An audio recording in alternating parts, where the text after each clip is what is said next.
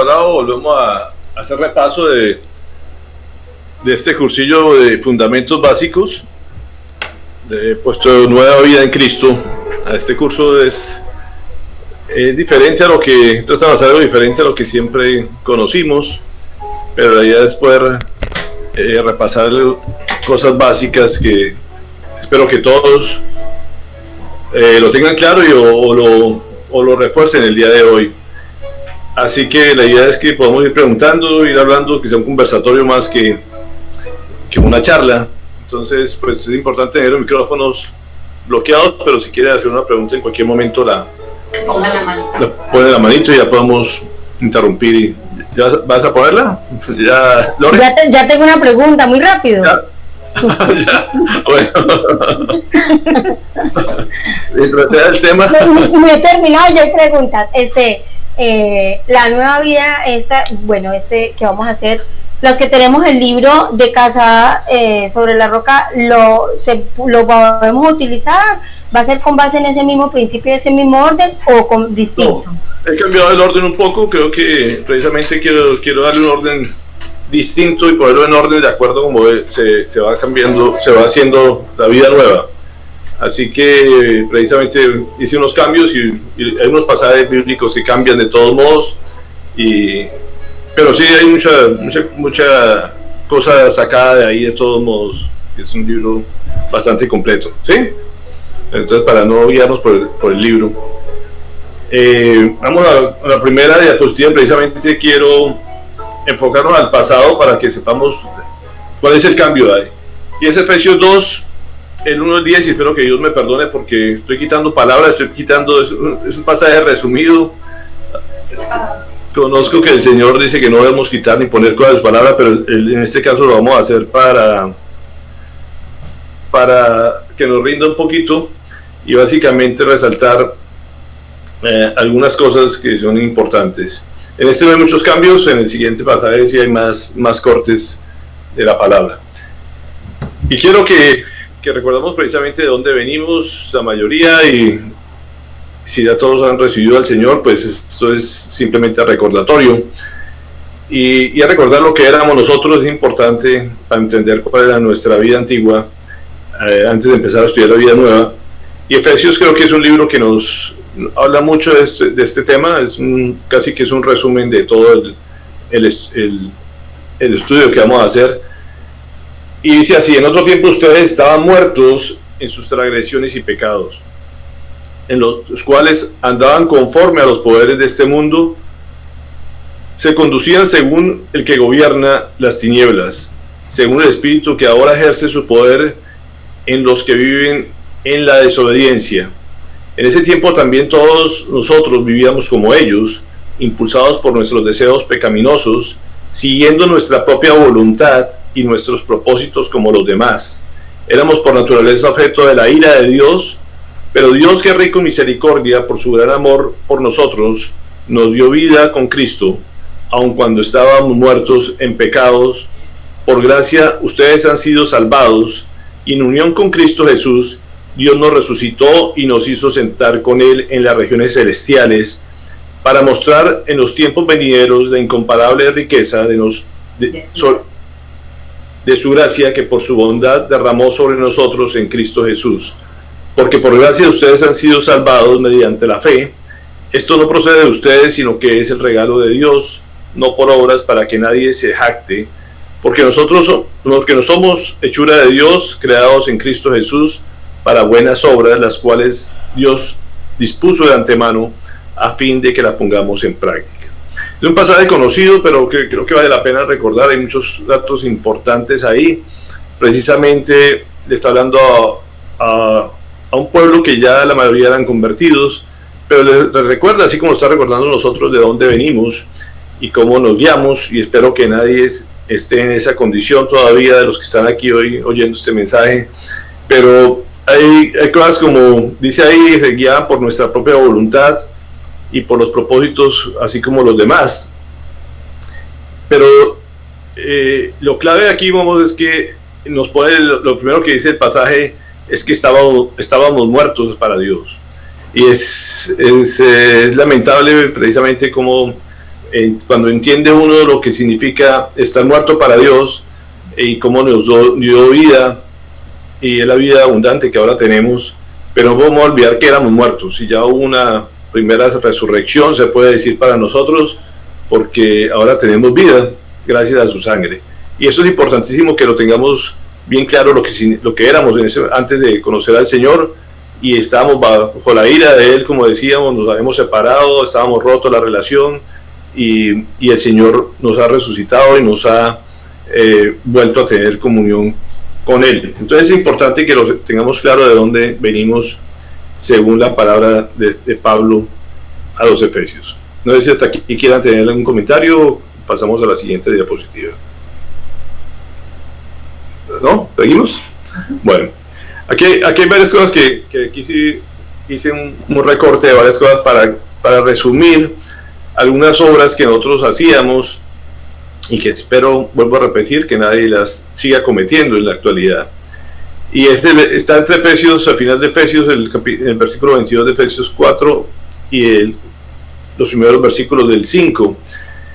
Y a recordar precisamente algunas cosas que de pronto hacíamos anteriormente. Dice: con respecto a la vida que antes llevaban, se les enseñó que debían quitarse el ropaje de la vieja naturaleza, ser renovados en la actitud de su mente. Y esto es fundamental, y es claro que ahorita es la parte que vamos a tocar el día de hoy, y ponerse el ropaje de la nueva naturaleza. Básicamente nos cambia la vestimenta, y dice: por lo tanto, dejando la mentira, hable cada uno a su prójimo con la verdad. Si se enojan, no pequen. El que robaba, que no robe más, sino que trabaje honradamente con las manos para tener que compartir con los necesitados. Abandonen toda amargura, ira y enojo, gritos y calumnias y toda forma de malicia. Entre ustedes ni siquiera debe mencionarse la inmoralidad sexual ni ninguna clase de impureza o de avaricia.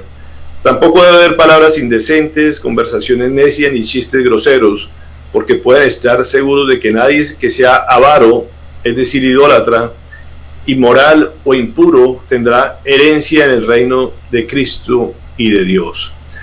Y es importante todo esto. Yo creo que y espero que muchos ya hayan abandonado todo este tipo de prácticas que dicen aquí, pero es una cosa común entre las personas, es una cosa que es casi que natural dentro de nuestro mundo: las mentiras, los enojos, el robo, y eso incluye no solamente lo material, desde el tiempo, muchas cosas que de pronto practicábamos, y la avaricia es una cosa también muy común, y son cosas que se supone que ya no deberían estar en la vida nuestra, y es importante que nos empecemos a revisar esas cosas para saber si verdaderamente hemos nacido de nuevo. Hay un cambio fundamental, y es lo que el Señor empieza a decir: ustedes no pueden seguir siendo como antes, ni pensar ni siquiera como antes, porque hay una renovación de la mente, y es por ahí donde el Señor empieza a tratarnos, y esto es clave que lo tengamos presente, que definitivamente tuvimos que haber sido transformados, tuvo que haber habido un cambio desde el momento que el Señor empezó a habitar en nosotros. Así que esto es un breve recorderis de lo que éramos antes, ya que le estoy hablando, creo que a un público donde la mayoría tuvo que haber tenido esa transformación y ya haber desaparecido todas estas cosas, como Pablo lo menciona en la carta de Efesios. Y vamos a hablar un poquito del pecado. Tengamos claro todos lo que es el pecado, y la definición que damos es todo aquello que nos priva de la gloria de Dios, como dice en Romanos 3:23. Dice: pues todos, y eso incluye a todos, no hay nadie que no haya pecado y están privados de la gloria de Dios.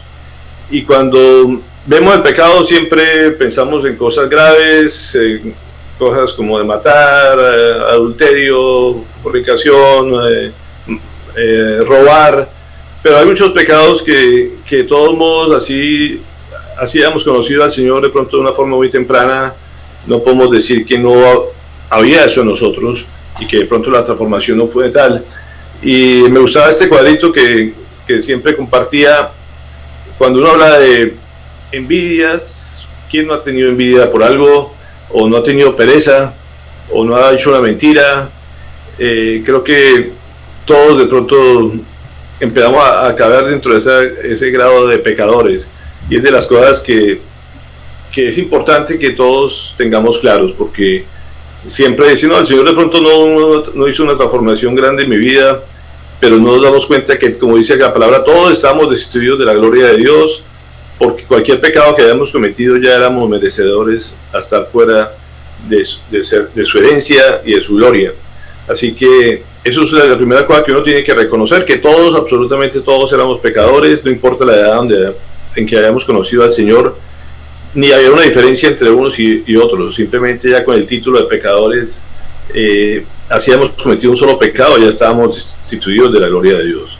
Y como decía el primer pasaje, aquí no es por méritos, la salvación no se logra por meritocracia, es un regalo de Dios, porque todos, absolutamente toda la humanidad estaba muerta para Él, y todos necesitaban que Dios pagara ese precio.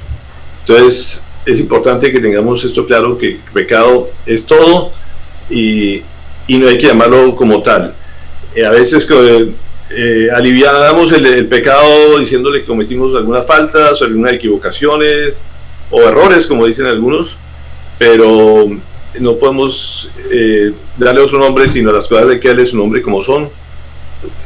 El pecado es pecado. ¿Iba a preguntar, Lorena? Sí, tengo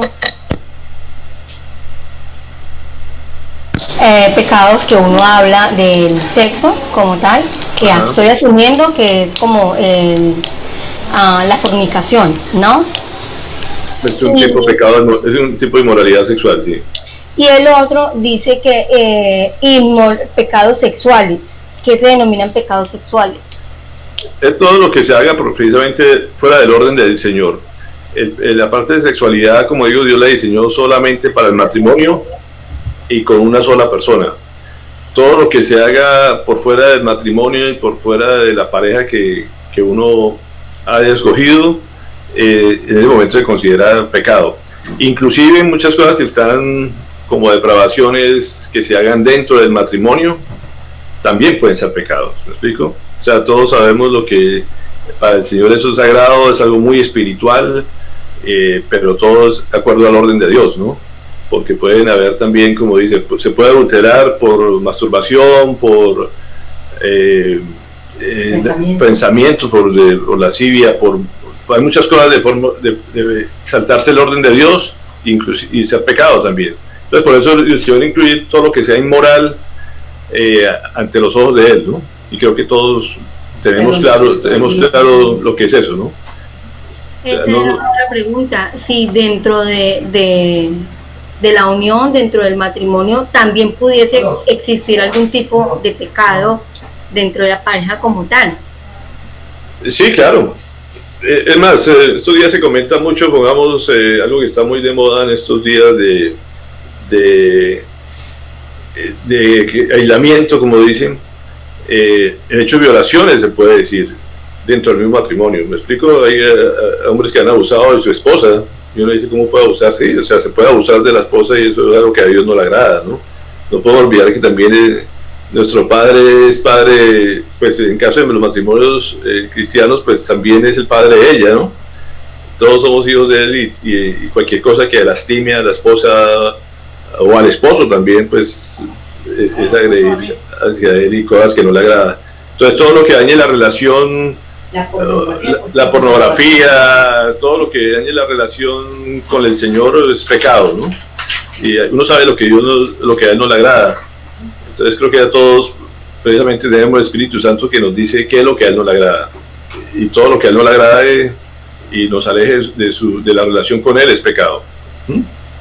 Y es importante eso. Por eso aquí no hay que llamarle las cosas por su nombre.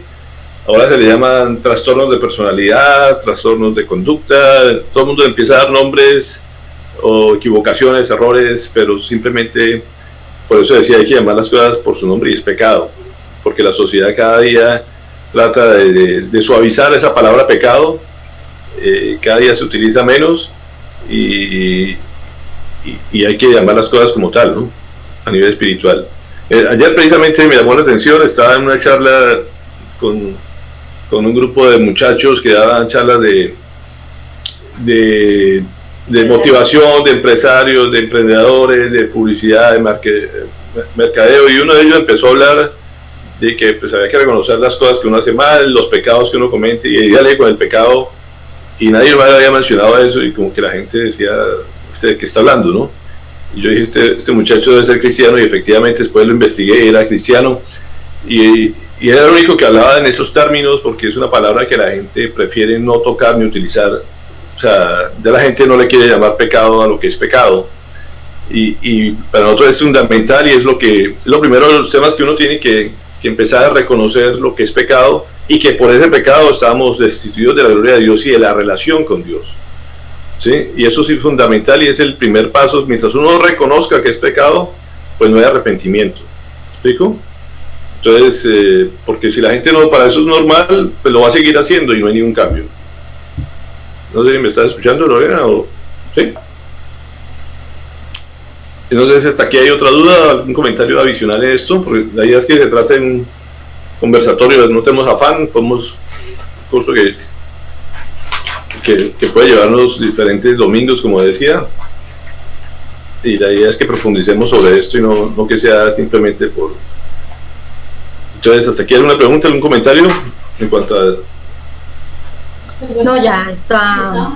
¿Está claro? Entonces es importante saber lo que es pecado y reconocer que es pecado, y por eso estamos destituidos de la gloria de Dios. Y aquí viene el primer paso para ver transformación, y tiene que ser el arrepentimiento. Tiene que haber arrepentimiento, lo primero que todo. O sea, el arrepentimiento es cambiar ese chip de nuestra cabeza. La palabra original que está en la palabra de Dios es metanoia,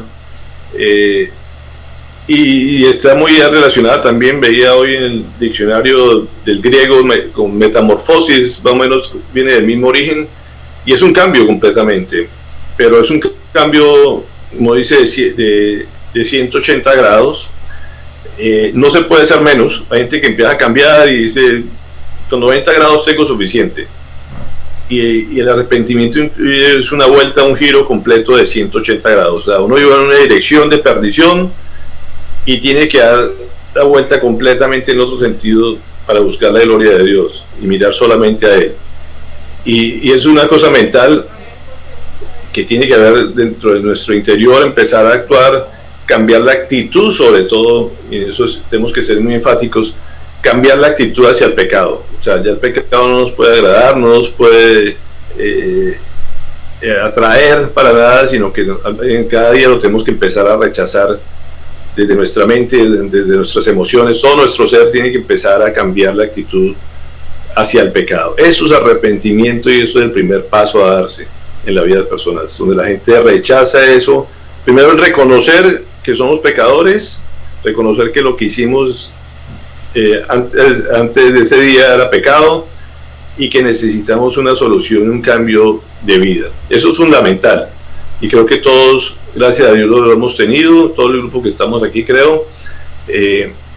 Pero es un día crucial donde uno dice, yo no puedo seguir en esto, necesito la ayuda de Dios, y estoy arrepentido. Definitivamente mi relación con el Señor no está bien, porque sigo en pecado y quiero tener un cambio en mi vida, y ahí es donde se sucede la metanoia o el arrepentimiento. Entonces esto es fundamental, y el primer paso que tiene que darse.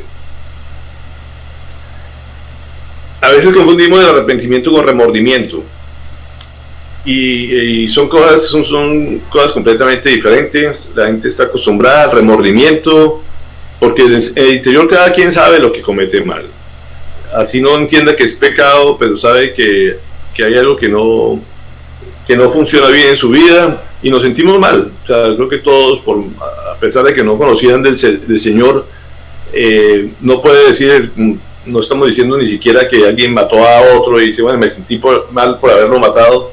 Desde niños a veces se dicen mentiras, y el niño sabe que hizo mentira, y por eso se esconde cuando lo descubre, cuando se roba un dulce, por eso se esconde y se siente mal por haberlo hecho. El problema es que se repite y nadie lo corrige, se vuelve común, y como dice la palabra, a mí se encallece la conciencia y llega al punto de que ni siquiera remordimiento siente. Pero eso se llama remordimiento, cuando la persona se siente mal por lo que ha hecho, pero no cambia ninguna, no hace ninguna acción para cambiar eso. Y mientras no hay acción, no hay arrepentimiento. O sea, la acción es que uno dice, tengo la tomar la decisión de que eso no lo quiero volver a hacer, no quiero seguirlo haciendo y quiero tener un cambio. Entonces es importante confundir esos dos palabras, remordimiento y arrepentimiento, porque arrepentimiento implica una acción de cambio, una actitud de cambio hacia el pecado. Según Corintios 7:10 nos dice algo clave en esto. Dice, la tristeza que proviene de Dios produce el arrepentimiento que lleva a la salvación, de la cual no hay que arrepentirse, mientras que la tristeza del mundo produce la muerte. Entonces fíjese que uno produce tristeza, uno cuando la embarra, como dice, cuando comete pecado, pues llamándole con el término correcto, cuando comete, no un error, como digo, hay que llamarlo por su nombre, es pecado. La gente se siente mal y se siente triste, se siente con una sensación de tristeza, pero eso es lo que lleva a la gente a la depresión, lo lleva a la pérdida del gozo y termina de pronto hasta en el suicidio. Eso es lo que provoca el Satanás en las personas, y es una sensación de culpa, de tristeza, pero el Señor también permite eso en la vida de nosotros, o sea, y es creado esa sensación de parte de Dios. Pero ¿qué es la diferencia? Que Él precisamente deja que eso pase en nosotros para que nos arrepintamos y vayamos a la salvación. Porque precisamente si no sintiéramos eso, nos volvemos fríos, nos volvemos completamente duros del corazón, se encallece, como digo, la conciencia, y eso termina en muerte. Pero cuando precisamente tenemos la actitud de arrepentimiento, eso nos va a llevar a la salvación, y eso lo permite el Señor. Y es el propósito de Dios, de que nos sintamos mal, pero para que nos arrepintamos. Pero si nos queda en la voluntad nuestra arrepentirnos, si no nos arrepentimos, pues terminamos en depresión y hasta en la muerte física, pero algo sí tenemos seguros, que sería la muerte espiritual si no nos arrepentimos. Entonces esto tiene que estar completamente claro, que esa tristeza la produce el Señor también para que nos arrepintamos y cambiemos nuestro rumbo. Aquí viene otro paso adicional, que a veces la gente se lo pasa también por alto y no lo quiere reconocer, y lo dice Mateo 3:6, lo hacía Juan el Bautista, dice, cuando confesaban sus pecados, él los bautizaba en el río Jordán. Entonces la confesión es algo importante que hacer, porque precisamente cuando uno reconoce que se pecó, lo importante es decirlo a él. Una de las cosas que él hace en las vidas es hacerle ver que las cosas están mal, como digo, de hacerlo sentir triste, y lo importante, parte del remedio, es empezar a confesarle esas cosas que uno sabe que hizo mal, pedirle perdón por eso, y que le muestre uno todo lo que, si está muy encallecida la conciencia, pedirle a él que le muestre todo lo que uno ha hecho mal y confesarlo con la boca ante él, no es ante las demás personas, es ante Dios que uno debe confesar las cosas que la embarraron. Uno sabe, cada quien sabe de dónde pecaba, y es decírselas a él. Como dice, hay que pronunciarlo con la boca, hay que hablar con él y decirle eso, de qué cosas está uno arrepentido. No es simplemente me arrepiento y no sé de qué, es decirle a él y confesarle a él los pecados, no porque él no los conozca, sino quiere que uno los reconozca para que empiece el ejercicio y el propósito de cambiar esas cosas. Entonces, la confesión es algo importante que hay que hacerse ante él en el momento que uno quiere entregarse a él. Adelante. ¿Vas a preguntar?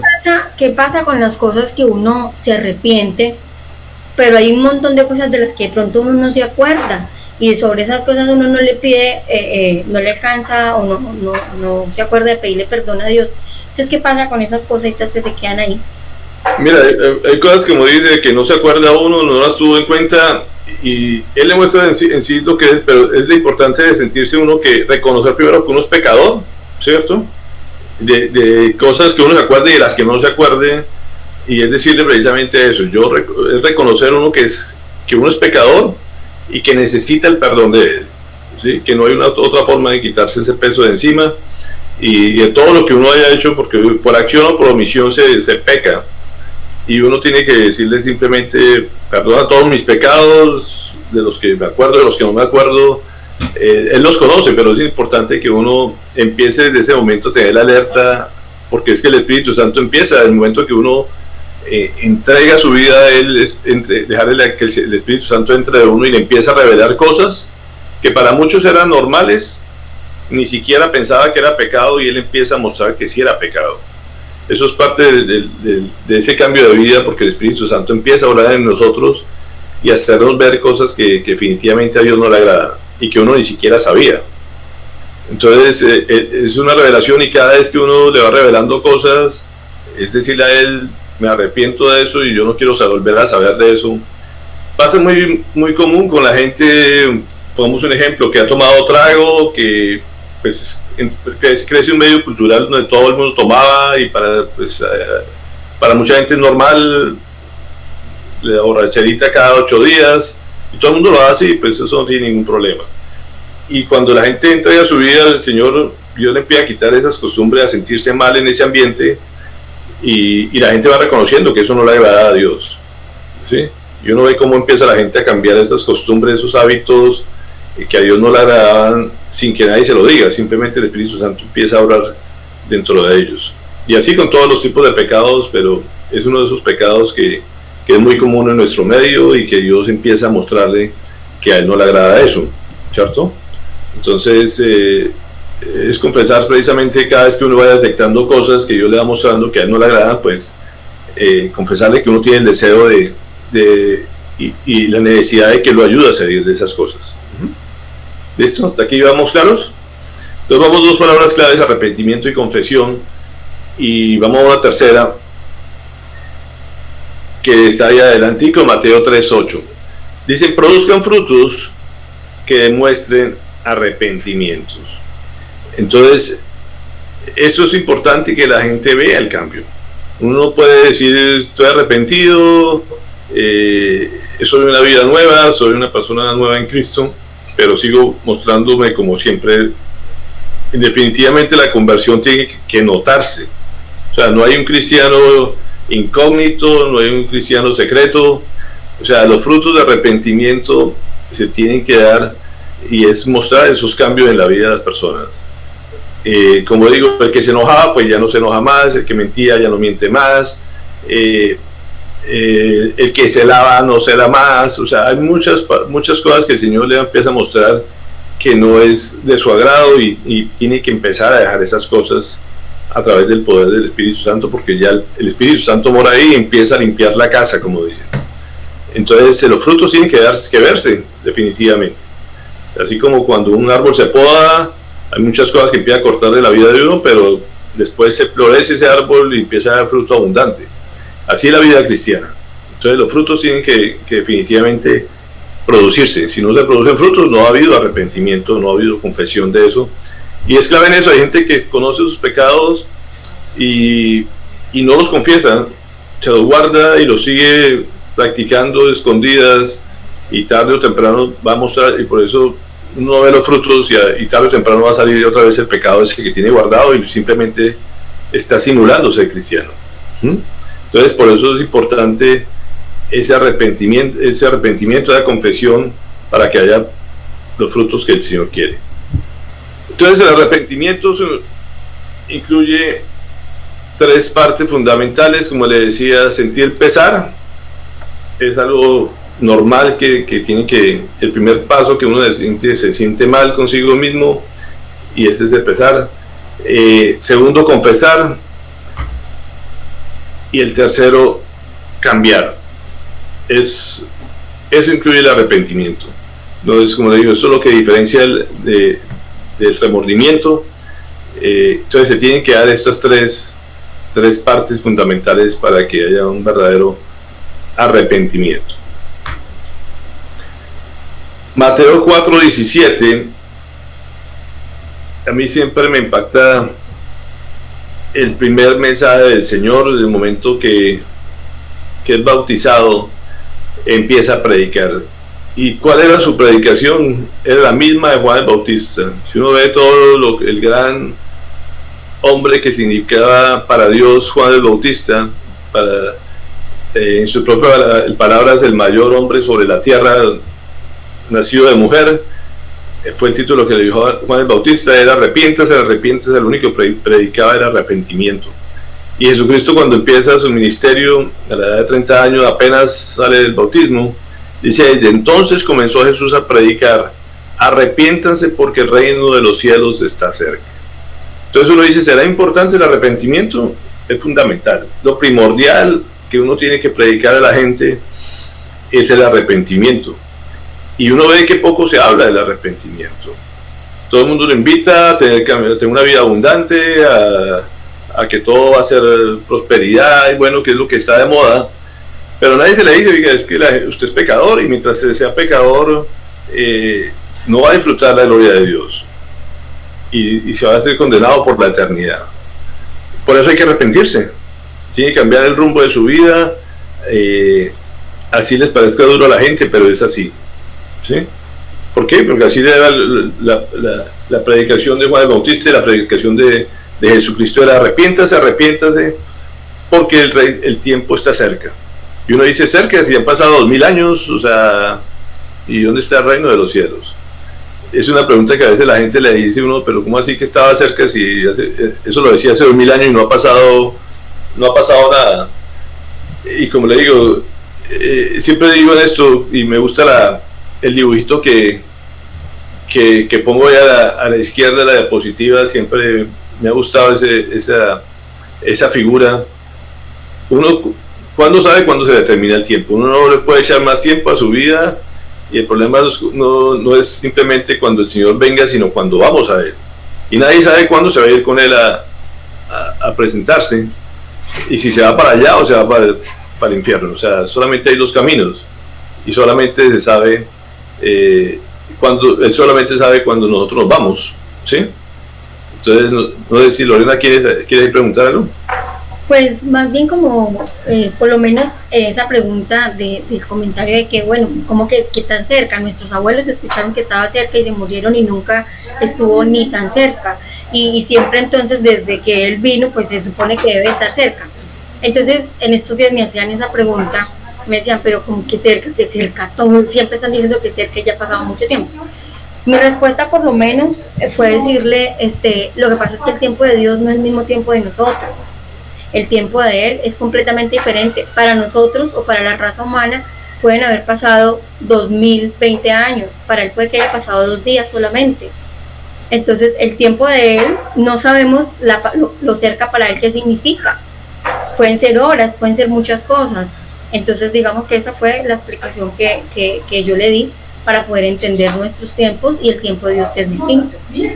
Pero mire, aquí tiene dos implicaciones diferentes, porque es que todo el mundo, cuando lee estas palabras que el reino de los cielos está cerca, se imagina el fin del mundo, y la gente le preocupa el fin del mundo, y no le preocupa el fin de su mundo. ¿Me explico? Porque es que la vida de la persona no sabe cuándo se termina, y ese momento se le acaba para ella el mundo, ¿sí? Se puede decir. Lo otro es que también, viendo de otra perspectiva, también el reino de los cielos lo empezamos a disfrutar desde el momento que somos sus hijos y que nos arrepentimos, y lo tenemos todos a la vuelta de la mano de empezar a disfrutarlo aquí en vida, porque es que también aquí en la tierra se vive parte de ese reino de los cielos que permite, como digo, tener una sombra de lo que vamos a vivir en el cielo desde aquí de la tierra. O sea, desde el momento que uno recibe al Señor, empieza a tener paz en su corazón. ¿Y qué precio tiene la paz y el gozo? O sea, es algo que no tiene ningún precio, pero debe ser lo más valioso para nosotros. Y empezamos a disfrutar de ese reino de los cielos desde el momento, y está muy cerca simplemente por el deseo de arrepentirse, y la gente prefiere vivir lejos de esa paz, lejos de ese amor, lejos de ese gozo, y lo tienen a la vuelta, como digo, de una decisión, y no lo hacen porque lo ven muy lejano. Entonces fíjate que hay dos aspectos en esta el Señor siempre desea que estemos disfrutando de su reino desde aquí de la tierra, no esperar que Él venga a reinar aquí, sino que ya quiere que nosotros empezamos a vivir parte de ese reino desde el momento que nos arrepentimos y empezamos a disfrutarse de sus maravillas. Hoy, como digo, hoy mucha gente vive un infierno en sus casas, ¿sí? sin necesidad de ir a un infierno, Y muchos vivimos la gloria del Señor en nuestras casas también. Y digo, ¿por qué la diferencia? Simplemente porque el Señor vive con nosotros. Y la otra gente podría tener lo mismo si se arrepintieran y no lo quieren hacer, ¿cierto? Para todos es igual de cerca, pero muchos no lo quieren tomar. Entonces para ellos sigue estando lejos, ¿sí?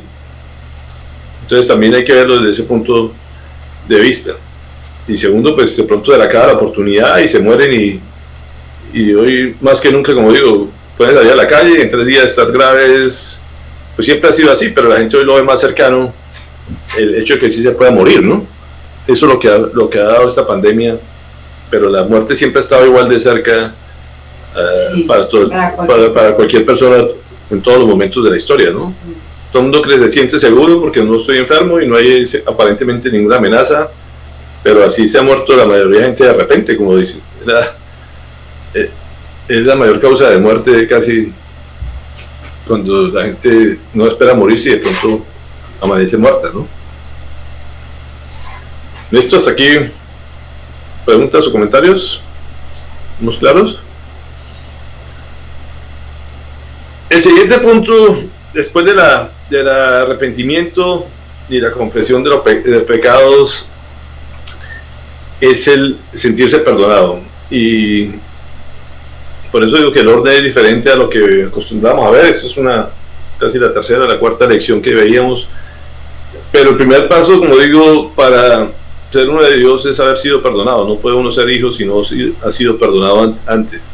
Entonces lo primero que viene después del arrepentimiento y la confesión de los pecados es el perdón del Señor. Esto es importantísimo que lo tengamos claro. Mateo 1:21 nos empieza a hablar de este Salvador y es importante que tengamos claro quién era ese Salvador. Dice, darás un hijo y le pondrás por nombre Jesús, porque él salvará a su pueblo de sus pecados. Jesús es la forma griega del nombre hebreo Josué, que significa el Señor salva. Entonces cada vez que mencionamos el nombre de Jesús, estamos diciendo el Señor salva, el Señor nos salvó. ¿De qué? De los pecados. Nos salvó de vivir en pecado y nos salvó de las consecuencias del pecado. Y esto es fundamental porque todo el mundo menciona el nombre de Jesús y a veces se le olvida que el propósito de Jesús era salvarnos de las consecuencias y de todo lo que genera el pecado. Eso es lo que ha hecho nuestras vidas, es salvarnos del pecado y de las consecuencias del pecado. ¿A quién vino a salvar? A la humanidad completa, a nosotros. A veces la gente dice, no, es que Jesucristo vino ya para los judíos, para el pueblo de Israel. No, vino para toda la humanidad, para toda la raza humana. Fue a quien vino para salvar de las consecuencias del pecado. Entonces es importante que tengamos claro que nosotros éramos parte de ese plan, de que nos salvó, como digo, de la prisión, de la esclavitud, como le decía, del pecado y de sus consecuencias. No puedo olvidar que éramos esclavos de eso. La gente dice, no, es que no me da miedo aceptar a Cristo porque pierdo libertad. Todo lo contrario. O sea, si algo éramos antes, éramos esclavos y estábamos presos completamente del pecado. Eso es lo que hace el pecado cada día, atraparnos más y más y más y permitir alejarnos del gozo del Señor. Entonces es importante que tengamos eso claro, del cambio y la libertad que el Señor nos da a partir del momento de que no hay nada más liberador que confesar lo que traemos en nuestro interior y reconocer que eso estaba mal, y desde ese momento empezamos a ser libres de esa atadura. ¿Qué hizo por nosotros el Señor? En 1 Corintios 15:3 nos menciona, dice, porque ante todo les transmití a ustedes que yo mismo recibí que Cristo murió por nuestros pecados, según las Escrituras. Entonces, ¿qué hizo por nosotros? Morir por nuestros pecados. Tenía que morir y pagar ese precio, gracias para pagar por nuestros pecados. De esto, como dice, dan testimonio todos los profetas. Todo el que cree en él recibe por medio de su nombre el perdón de los pecados. Entonces, eso es fundamental que lo tengamos claro. Todo lo que hemos hecho en la vida, él ya murió y pagó por eso. De eso, como digo, todo el Antiguo Testamento, toda la ley, los profetas la ley nos mostraba lo que en sí era pecado, y todos los profetas decían, va a venir un Salvador y que va a perdonar todos sus pecados. Si uno se pone a mirar todo el Antiguo Testamento, uno veía la cantidad de sacrificios. El pecado, se puede decir, el perdón era muy temporal. Cada año tenían que presentarse al templo los sumos sacerdotes y llevar unas ofrendas con un protocolo. Y si el Señor le parecía agradable y veía el arrepentimiento del pueblo, los perdonaba por un año. Y la gente, cuando si el sacerdote salía vivo del santuario, después de haber hecho todo eso, la gente hacía fiesta, algarabía, porque tenía un año de la presencia con él. Y eso era año tras año. Y tenía que haber un sacrificio permanente, que fue lo que vino a hacer el Señor Jesucristo. Entonces, hoy podemos vivir tranquilos, gozosos de que hace 2000 años pagó ese precio por nosotros, hizo el sacrificio conforme a toda la ley del Señor, cumplió absolutamente todo. Y ese fue el último sacrificio y permanente para que fuéramos nosotros perdonados nuestros pecados a partir de que lo aceptáramos. Entonces, el precio ya se pagó, como digo, hace 2000 años, solamente es aceptar ese perdón de ese pecado. ¿Qué debemos hacer nosotros para recibir el perdón de los pecados? Y esto es fundamental, creer solamente. Como digo, la gente le parece imposible que sea tan fácil, y ese es uno de los problemas para mí del cristianismo. La gente siempre quiere ganarse la salvación, dice, si yo hice algo mal, tengo que hacer algo bien para reponer, y eso es lo que la gente siempre ha dicho. Yo si peco y rezo empato, ¿cierto? Entonces la gente se siente bien con que voy a la iglesia después de haber hecho un pecado y ya con eso tengo, y así no funcionan las cosas. Entonces la gente dice, si pago una penitencia, entonces ya me siento bien. Ya eso no existe. El Señor, si hubiera sido así, ¿para qué viene? Lo único que le dice, acepte que ya Jesucristo pagó ese precio, y lo único que tiene que hacer es creer que fue así. Es lo que dice la palabra. Y eso es la fe, de que el Señor ya pagó por el pecado de nosotros, y que por más que quisiéramos, nosotros no podemos hacer absolutamente nada por el perdón de nuestros pecados. Lo único que nos pide es que creamos que ya el precio ya se pagó. Y es lo que a la gente le cuesta a veces creer, que alguien haya pagado el precio por uno. ¿Sí? Y la gente siempre busca la forma de eso, y esto, como dicen, esto es un regalo de Dios que le dio a la humanidad de hace 2000 años para acá. Y solamente ya es el único camino que uno tiene para recibir ese perdón de los pecados. Tenía que ser derramada la sangre siempre desde casi Caín y Abel. Dijo, todo se tiene que pagar con sangre, y a la gente se nos olvida de eso. Siempre había que hacerse un sacrificio. La vida, como digo, de alguien que se perdía, tenía que otro pagar ese precio. El Señor había estipulado que fuera a través de los corderos, de animales. Así lo hizo por muchos miles de años, y la fórmula no cambia. Siempre tenía que pagarse el precio con sangre, y la única sangre que era perfecta, que era inmaculada, que tenía el valor que ninguna otra sangre podía tener, era la del Hijo de Dios. Y Él por eso viene a derramar esa sangre. Como digo, todos los pactos de Dios se sellan con sangre y se sanan con sangre. Entonces eso fue lo que hizo el Señor Jesucristo con nosotros. Vino a derramar su sangre para pagar por el perdón de los pecados, como dice la Escritura, Mateo 26, 28.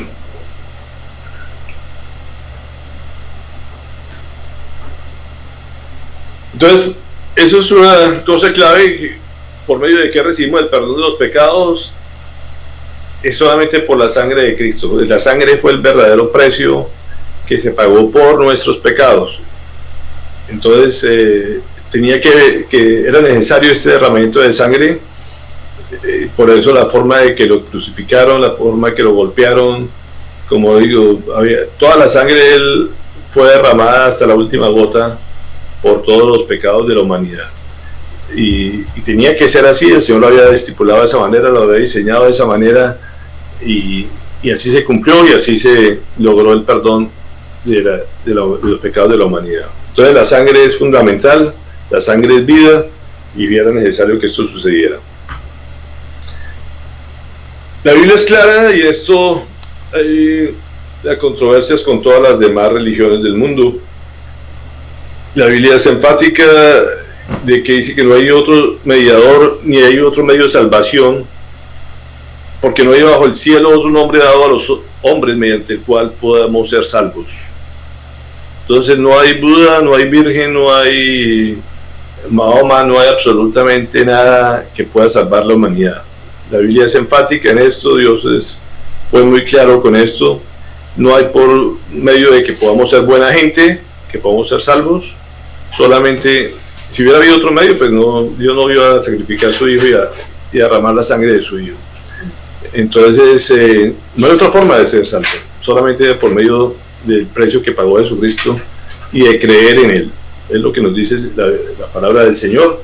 Así que no hay otra que buscar otras fórmulas, es la única que hay, y el Señor es enfático cuando dice que no hay ningún otro medio de salvación sino la sangre de su Hijo.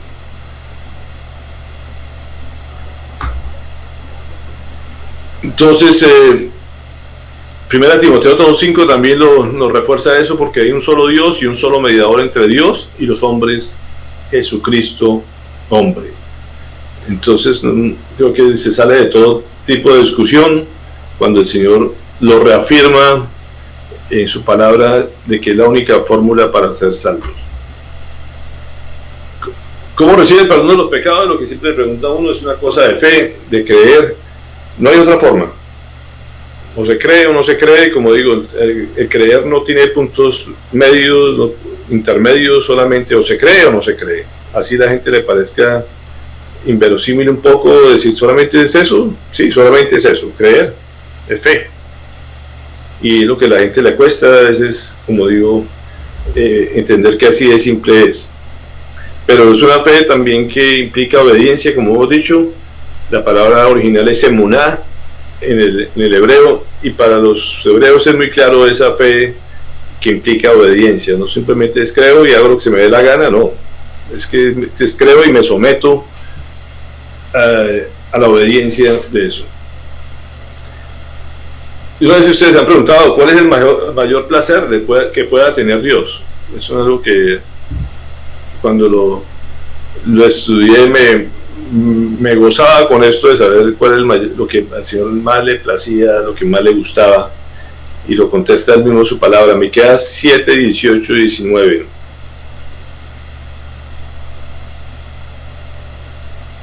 Dice: ¿qué Dios hay como tú? Dice la palabra, que perdone la maldad y pase por alto el delito del remanente de su pueblo. No siempre estarás airado, porque tu mayor placer es amar. Vuelve a compadecerte de nosotros, le decía. Pon tu pie sobre nuestras maldades y arroja al fondo del mar todos nuestros pecados. Es una plegaria y es la forma en que el Señor lo hace, una persona precisamente que conoce de Dios, y Él se goza amándonos, perdonándonos, y ¿qué hace con nuestros pecados y con nuestra maldad? Dice que la arroja al fondo del mar. Y esto es importante porque a la gente le cuesta recibir ese perdón. Creo que las cosas que a mucha gente no crece espiritualmente es porque sigue cargando con las culpas, y el Señor dice que todos los pecados los arroja al fondo del mar. Y el fondo del mar, todo el mundo sabe la profundidad que tiene, es la única parte donde el ser humano no ha podido llegar hasta la fecha. El ser humano ha llegado a la luna, está por llegar a otros planetas, pero no ha podido llegar al fondo del mar. Es tan profundo y tan difícil llegar allá, pero la gente la pasa tratando de bucear todo el tiempo, tratando de rescatar otra vez esos pecados. Y es el lugar donde el Señor ha mandado todos los pecados, y por eso no se vuelve a acordar de esos. Entonces, ¿qué ha hecho con esos pecados, con los delitos? Siempre dice que lo pasa por alto, así como recordábamos ahorita la palabra Pascua. Es ese ejemplo de que Él pasa por encima de esos pecados. No es que no lo reconozca, simplemente ya no se vuelve a acordar de ellos, ni está pendiente de ellos. No se acordará de delito, ningún pecado que hayamos cometido. Él no se la pasa con la memoria de estar sacándonos otra vez a cuentas eso. Él cuando perdona es para siempre. ¿Qué debemos hacer para recibir ese perdón? Como decía, acéptelo, acepte ese perdón y deje la culpa, porque tiene que creer que Él hizo ya el sacrificio completo y no nos vas a estar recordando eso. Todos, como digo, tenemos un pasado y no es un pasado peor el uno que el otro. Absolutamente todos estamos vestidos de la gloria de Dios y la gracia fue para todos. Entonces no hay pecado grande, no hay pecado chico, simplemente son pecados y por lo tanto éramos pecadores. Importante es cambiar de actitud hacia el pecado, es lo que el Señor nos pide, que reconozcamos que todo eso a Él le desagradaba y que quitemos esos pecados de encima de nosotros. O sea, vivimos a veces cargando con nuestros pecados, se carga a veces con las consecuencias de nuestros pecados. Eso es algo que tienen que seguir ahí. Desafortunadamente hay pecados que dejan muchas secuelas, muchas consecuencias, pero el pecado como tal, que es lo que nos condenaba, ya esas cosas quedan atrás. Así que el perdón del Señor es permanente, es para siempre y no se vuelve a recordar absolutamente.